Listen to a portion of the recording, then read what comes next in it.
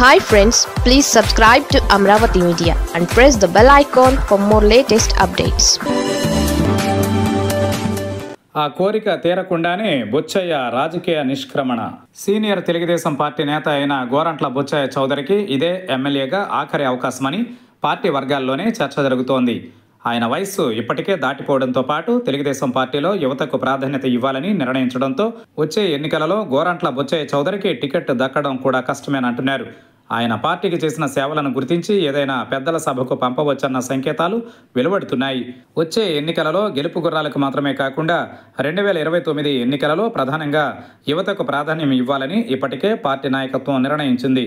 ఇప్పటికే యనమల రామకృష్ణుడి వంటి దిగ్గజ నేతలనే పక్కన పెట్టింది. దీంతో గోరంట్ల బొచ్చయ్య చౌదరిని రాజకీయంగా సైడ్ చేస్తారేమోనన్న టాక్ బలంగా వినిపిస్తోంది. రాజకీయాలలో సీనియర్ నేతగా ఆయన అందరికీ సుపరిచితుడే. ప్రకాశం జిల్లా నుంచి తూర్పుగోదావరి జిల్లాకు వచ్చి స్థిరపడిన కుటుంబమైనప్పటికీ రాజకీయంగా బొచ్చయ్య చౌదరి నిలదొక్కున్నారు.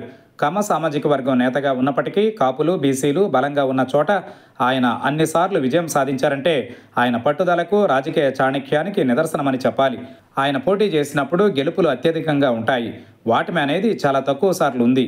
రాజమండ్రి పట్టణ నియోజకవర్గం నుంచి 4 సార్లు గెలిచిన గోరంట్ల బొచ్చయ్య చౌదరి రాజమండ్రి రూరల్కి వెళ్లి పోటీ చేసిన 2 సార్లు విజయం సాధించారు. దాదాపు 7 సార్లు ఎమ్మెల్యేగా గెలిచిన బొచ్చయ్య చౌదరి ఎన్టీఆర్ మంత్రివర్గంలో పౌర సరఫరాల శాఖ మంత్రిగా కూడా పనిచేశారు. నాడు టీడీపీ ఆగస్టు సంక్షోభంలో ఎన్టీఆర్ వెంట నిలిచిన బొచ్చన్న తర్వాత పరిణామాల మేరకు చంద్రబాబు పక్షాన చేరారు. అయితే తెలుగుదేశం పార్టీ ఎప్పుడు అధికారంలోకి వచ్చినా గోరంట్ల బొచ్చయ్య చౌదరికి మంత్రి యోగం దక్కలేదు. ఆయనకు సామాజిక వర్గమే కారణమైంది. ప్రాంతమే శాపంగా మారింది. తూర్పుగోదావరి జిల్లా నుంచి ఎన్నికైన ఎమ్మెల్యేలలో కాపులు, బీసీలకు మాత్రమే కేబినెట్లో అవకాశం కల్పిస్తుండటంతో గోరంట్ల బొచ్చయ్య చౌదరికి చంద్రబాబు ముఖ్యమంత్రి అయిన 4 సార్లు ఎప్పుడూ ఆయనకు మంత్రి పదవి దక్కలేదు. అయినా బొచ్చయ్య చౌదరి ఆశతో ఎదురు చూస్తూనే ఉన్నారు. కానీ ప్రతిసారి బొచ్చన్నకు నిరాశ ఎదురవుతోంది. మొన్నటి ఎన్నికల్లోనూ రాజమండ్రి అర్బన్ నియోజకవర్గం ఆదిరెడ్డి కుటుంబానికి ముందుగానే ఫిక్స్ కావడంతో రూరల్పై చివరి వరకు టెన్షన్ నడిచింది. రాజమండ్రి రూరల్ నియోజకవర్గం నుంచి జనసేన అభ్యర్థిగా కందుల దుర్గేష్ పోటీ చేస్తారన్న ప్రచారం జరిగింది. అయితే పవన్ కళ్యాణ్కు, దుర్గేష్కు సర్ది చెప్పి ఆయనను నిడదవోలుకు షిఫ్ట్ చేయడంతో గోరంట్లకు చివరకు టికెట్ దక్కింది. ఎమ్మెల్యేగా గెలిచినా కానీ ఆయన అనుకున్నది జరగలేదు.